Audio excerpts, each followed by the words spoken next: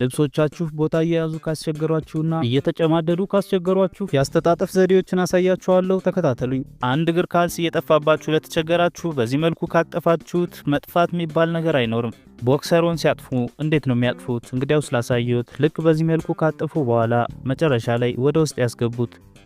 ፎጣዎች ብዙ ጊዜ ቦታ ስለሚይዙ በዚህ መልኩ ካጠፏቸው ቦታችንንም አይዙብንም፣ ውበትም ይኖራቸዋል። ቲሸርቶን ሲያጥፉ ልክ በዚህ መልኩ ይጠፉ።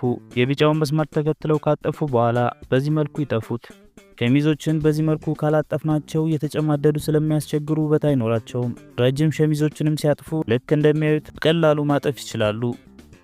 ሹራቦች ብዙ ጊዜ ቦታ እየያዙ ያስቸግሩናል። ልክ በዚህ መልኩ ካጠፍናቸው ግን ቦታ መያዝ የሚባል ነገር አይኖርም። እንዲሁም እንደዚህ አይነት ሹራቦችን በዚህ መልኩ በቀላሉ ማጠፍ ይችላሉ።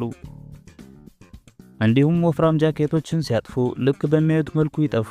እንደዚህ አይነት መረጃዎች በየቀኑ እንዲደርሷችሁ ብሎ ላይክ፣ ሼር ማድረግ እንዳይረሳ።